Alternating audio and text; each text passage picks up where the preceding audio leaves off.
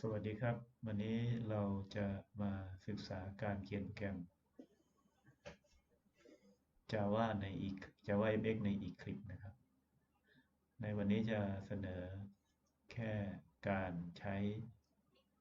Eclipse กับ JavaFx นะครับขั้นแรกต้องไปดาวน์โหลด Java SDK JavaFx SDK ของ Google มาก่อนนะครับซึ่งอยู่ในเว็บไซต์นี้นะครับเมื่อซึ่งมีหลายเวอร์ชันในที่นี้เราโหลดเอาเวอร์ชันล่าสุดคือเวอร์ชัน14เมื่อกดดาวน์โหลดแล้วนะครับก็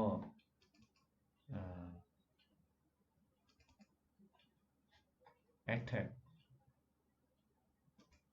ตัว ADK JavaFX ADK ไว้ในโฟลเดอร์ที่ต้องการนะครับสมมุติว่าเราติดตั้งไว้ที่โปรแกรมไฟล์ JavaFX ADK นะครับขีด14นะครับขีด14เดี๋ยวจะพูดถึงข้อมูลตรงนี้เพื่อซึ่งตัวนี้สำคัญนะครับเอาไว้ตอนแก้ปัญหาตอนรันไทม์ JavaFX จะต้องใส่เข้าไปในตัว run config ขั้นต่อไปก็คือดูที่เปิด Eclipse ขึ้นมานะครับสำรวจว่ามีตัว JavaFX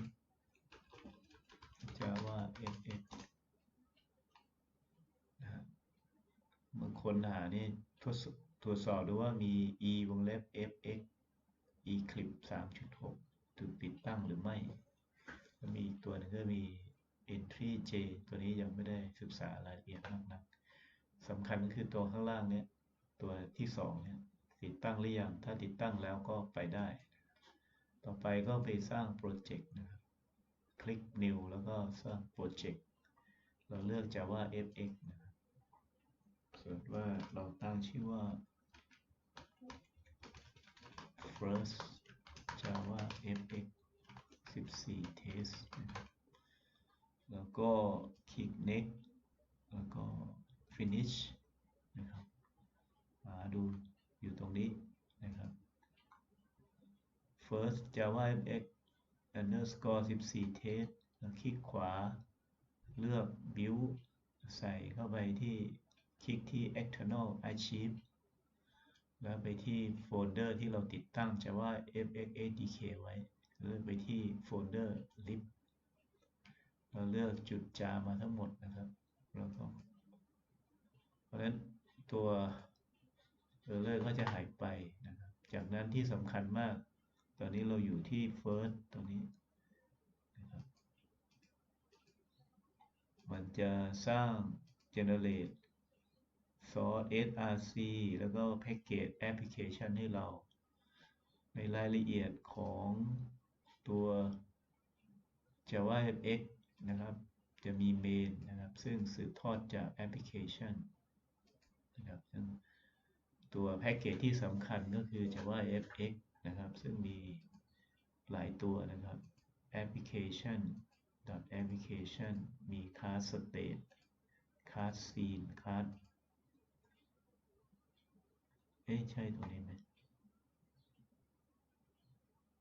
นะครับเมื่อกี้เราอยู่ที่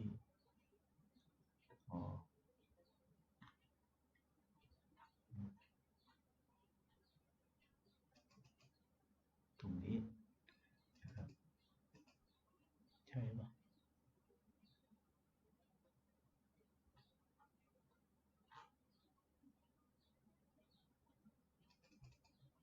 อยู่ตรงนี้นะครับ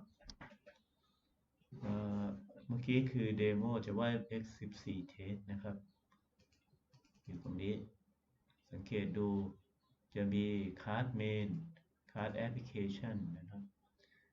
ภายใต้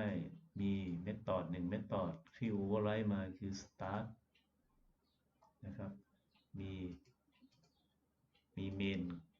main นี้ใช้คำว่ามีคำสั่งเดียวคือ range argument range argument ก็จะมาเรียกที่ state นะครับ start นะครับ start ก็จะมีการสร้าง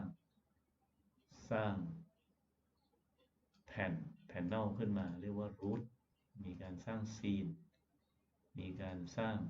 primary state นี้ส่งมาโดยระบบอยู่แล้วนะครับแล้วก็จะมีการ set scene นะครับอันนี้เราอยู่ตรงนี้สมมติว่าเราจะให้แก้โปรแกรมให้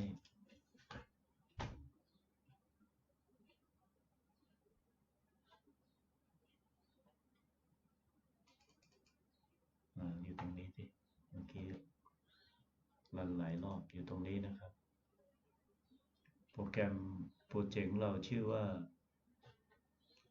demo JavaFx 14 test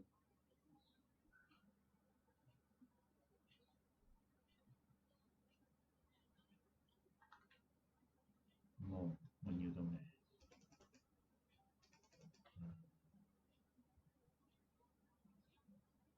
ผมสร้างเสร็จแล้วก็งง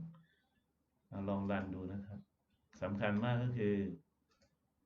เมื่อเรา add library เข้าไปแล้วจุดจาทั้งหลายนะครับน่าจะเป็น first ตัวนี้นะครับถ้าเรารันดูนะครับคลิกขวารันคลิกที่ขวาที่ main ปุ๊บนะครับตัวนี้ตัว JavaFx runtime นะครับ runtime วิธีการแก้ก็คือคลิกขวาไปที่ run as ไปที่ run config นะครับตัวจะขึ้นว่า main 6นะครับตัว first JavaFx 14เป็นโปรเจกต์ตัวนี้ application.main นะครับถ้าเรารันก็จะมีปัญหาเรื่อง Java runtime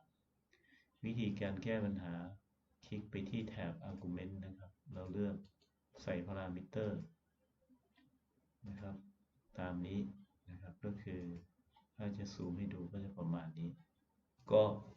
จะมีโมดูลผ่านนะครับว่าอยู่ติดตั้ง JavaFx แล้วก็ library อยู่ที่ไหน